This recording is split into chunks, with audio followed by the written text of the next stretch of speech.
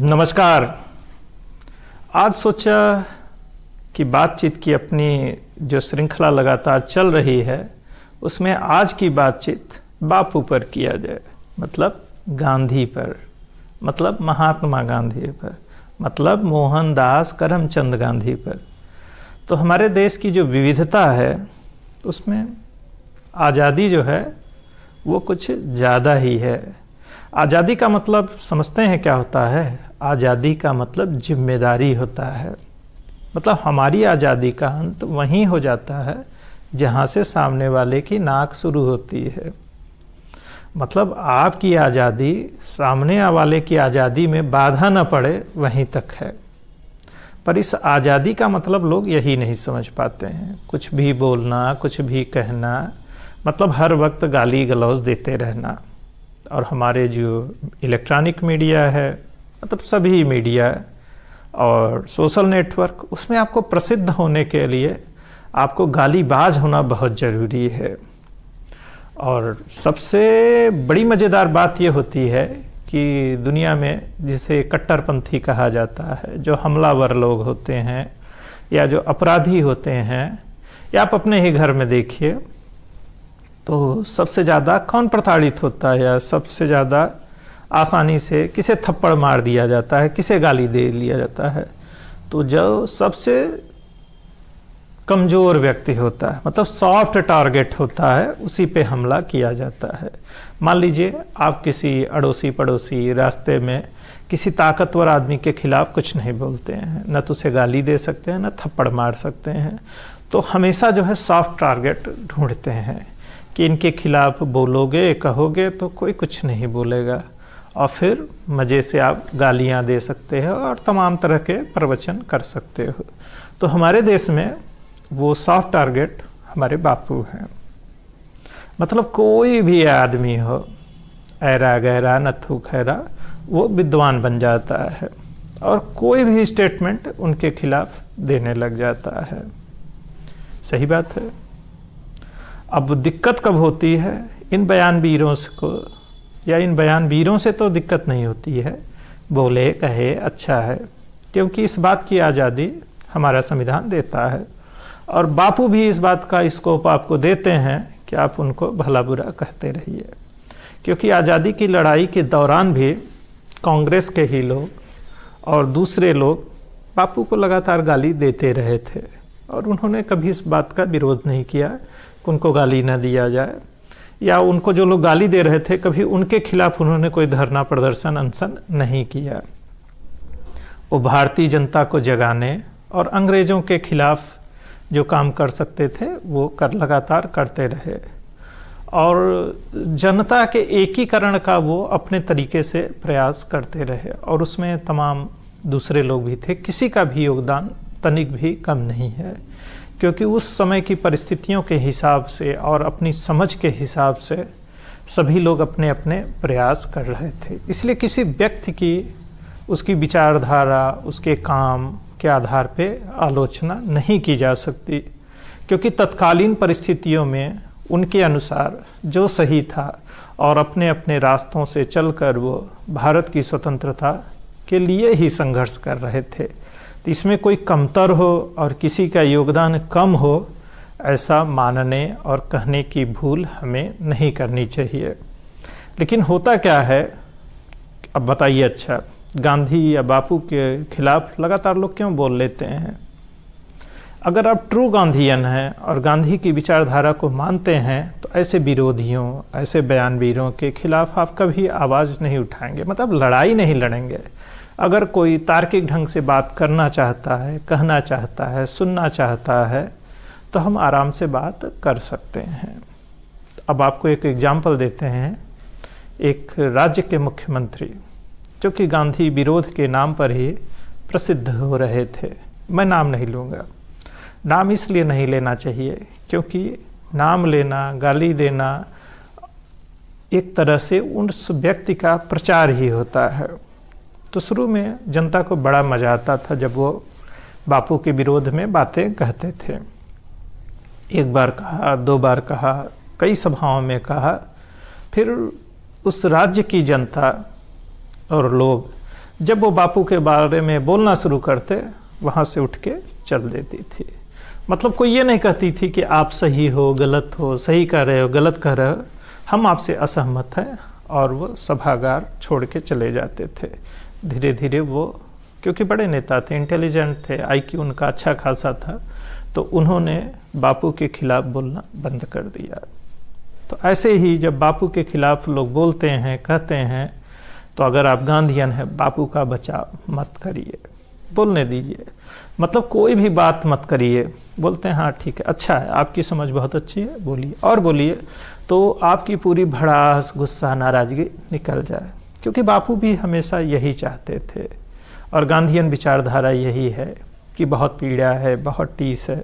जैसे जब बाबा साहब सबसे ज़्यादा मुखर विरोधी हुआ करते थे गांधी जी के, और उनके स्टेटमेंट बापू के खिलाफ लगातार आते रहते थे, और जब बापू की राय लोग लेना चाहते थे कि बाबा साहब यानी अंबेडकर ऐसा कह रहे हैं, तो बापू कहते थे बहुत सालों की पीड़ा है, कहने दो, बहुत सारा दर्द है, निकल जाने दो।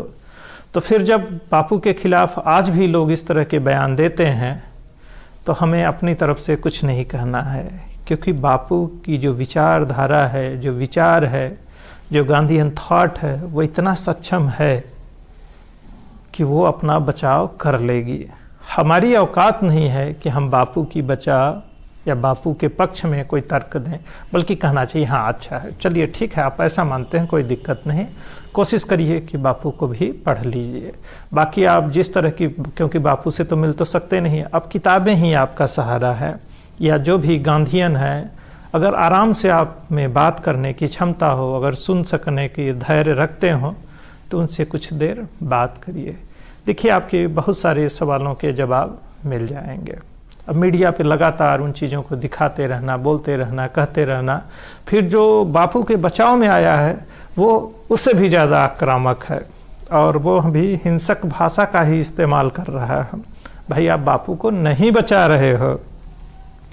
बापू को अगर बचाना है आपको, तो आपको शांत रहना है, सामने वाले की बात सुननी है, बोलने दीजिए, परेशान मत है, चलिए कोई बात नहीं, अच्छा आपको ऐसा लगता है, कोई बात नहीं, आप नहीं मानते बापू ने आज़ादी दिलाई, तो क्या फ़र्क पड़ता है, पूरी दुनिया तो यही मानती है। आप चंद लोगों के मानने न मानने से कोई फ़र्क नहीं पड़ेगा।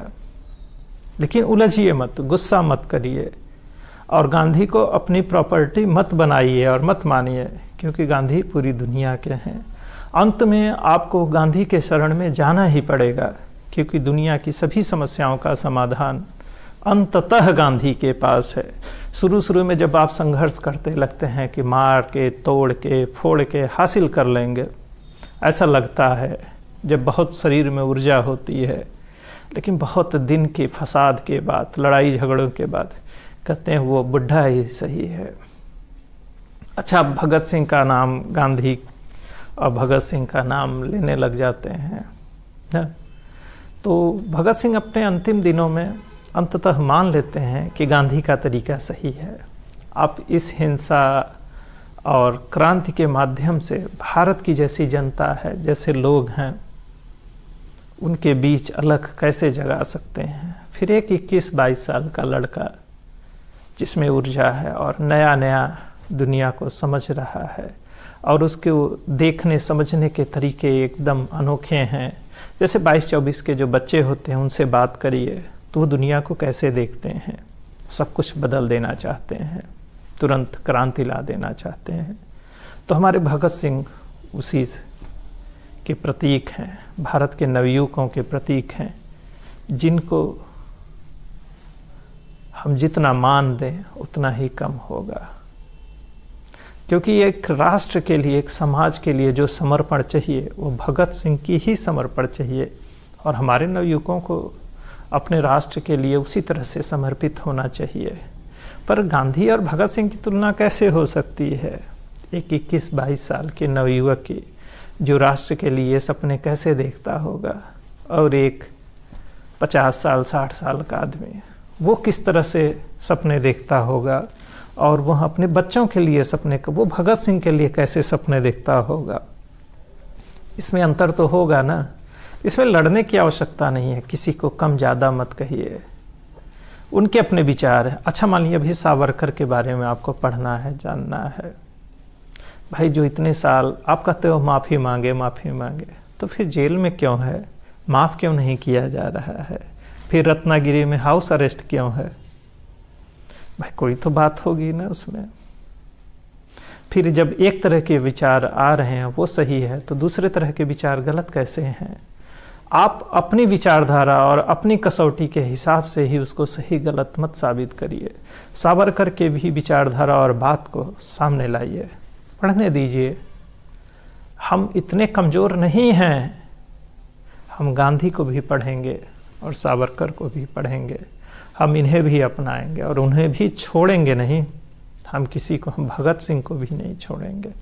हमारे अपने हैं, हम बात करेंगे, खुल के बात करते हैं, संवाद करते हैं, तर्क करते हैं, वितर्क करते हैं, आलोचना करते हैं, प्रशंसा करते हैं। मतलब हमारी जो धरोहर है उसके हम सारे पक्षों पर बात करेंगे और हम अपने अतीत से शर्मिंदा नहीं होंगे, चाहे वह सावरकर हो चाहे वह गांधी हो। हम सबको संजो के रख सकते हैं कि देखिए साथ में ये भी विचारधारा चल रही थी। एक तरफ गांधी इस तरह से लड़ रहे थे, दूसरी तरफ फलाने इस तरीके से लड़ रहे थे, और सबका मकसद एक ही था, आज़ादी, अखंड भारत का निर्माण। अब जैसा हिंदू मुसलमान भारत पाकिस्तान विभाजन पर आते हैं, गांधी को बहुत गालियाँ इस पर भी दी जाती हैं कि जब विभाजन हो रहा था या हुआ तो गांधी उसको रोक नहीं पाए। हाँ सच है, नहीं रोक पाए, पर गांधी को इस बात में यकीन था कि ये अंग्रेज चले जाएंगे तो फिर मैं पाकिस्तान को एक कर लूँगा। अब इस यकीन पर यकीन किया जाए कि नहीं, ये हमारी आपकी मर्जी है। गांधी पर यकीन करें कि नहीं, ये भी हमारी आपकी मर्जी है। जब वो मास मोबिलाइजेशन में विश्वास करते थे, वो किसी नेता में या अंग्रेज़ों में या किसी व्यक्ति में विश्वास नहीं करते थे। गांधी उस समय आम आदमी के लिए देवता बन चुके थे, मलंग बाबा थे वो। तो वो जहाँ भी निकलते थे उनके पीछे जनता हो लेती थी। गांधी से नेहरू भी सहमत नहीं हुआ करते थे, पटेल भी नहीं हुआ करते थे, अंबेडकर भी नहीं हुआ करते थे। गांधी के सबसे ज़्यादा विरोधी खुद कांग्रेस में थे। जो सामान्य इतिहास की समझ मुझे है उसमें तो यही लगता है, लेकिन गांधी के साथ जनता थी, गांधी के साथ आम लोगों का भरोसा था, और इसकी वजह से कोई भी नेता जो राजनीति कर रहा था गांधी के सामने टिक नहीं पाता था। उनके अनशन के सामने सबको झुकना पड़ जाता था। तो उसके पीछे मूल कारण यही था, भारत की फटे चिथड़ों में रहने वाली अधनंगी जनता गांधी के साथ थी, गांधी में भरोसा करती थी कि बापू कभी गलत नहीं हो सकते, वो जो कह रहे हैं कर रहे हैं वो सही है। और गांधी ने हमेशा ये साबित भी किया। हम उनसे लाख असहमत हों, क्योंकि गांधी सबसे पहले जो भी करते थे उसका प्रयोग वो खुद पर करते थे। और जब व्यक्ति का अपना व्यक्तिगत जीवन नहीं रहता है तब वो गांधी बन जाता है। बहुत सारी आलोचनाएं, प्रशंसाएं, व्यक्तिगत जीवन पे लांछन, ये चलता रहता है। पर गांधीवाद अब भी है, और अंततः दुनिया की सबसे बड़ी समस्याओं का समाधान जो हिंसा युद्ध से नहीं हो पाता, वह अंततः गांधी के पास जाकर हो जाता है। तो गांधी को मत बचाइए, गांधी को गाली गलौज देने वालों से परेशान मत होइए, देने दीजिए। बस अपनी बात आराम से कहिए और गांधी पे भरोसा रखिए। सत्य, हिंसा, अस्तेय, अपरिग्रह, ये कोई नई बात नहीं है, ये हमारी परंपरा का हिस्सा है, सनातन संस्कृति, जैन संस्कृति, क्योंकि सनातन के ही सभी हिस्से हैं और गांधी सच्चे सनातनी थे, इस बात में कोई संदेह नहीं है। तो खूब गांधी की आलोचना करिए। वैसे भी हमारे देश में गांधी के अलावा आप किसी की आलोचना नहीं कर सकते हैं, क्योंकि बाकी लोगों को बचाने के लिए बहुत सारे जिहादी गुट हैं। क्योंकि आप जैसे ही नाम लेंगे उनका और उनकी कोई भी आलोचना करेंगे तो आपकी बैंड बज जाएगी। तो इसलिए अपनी कुंठा, हताशा, निराशा को निकालने के लिए गांधी की खूब आलोचना करिए। और मैं भी व्यक्तिगत तौर पर आप सबके गाली गलौज और आलोचना का स्वागत करता हूँ, क्योंकि ये जो खीज, गुस्सा है, हताशा, निराशा है, कहीं ना कहीं किसी न किसी माध्यम से तो निकलना ही चाहिए। और गांधीवादियों से ख़ास तौर पर निवेदन है कि गांधी को मत बचाइए, आपकी ज़रूरत नहीं है। थोड़ा शांत रह के बात करिए, प्यार से बात करिए, क्योंकि यही गांधीवाद है। स्माइल करिए। हाँ, जय हिंद, जय भारत।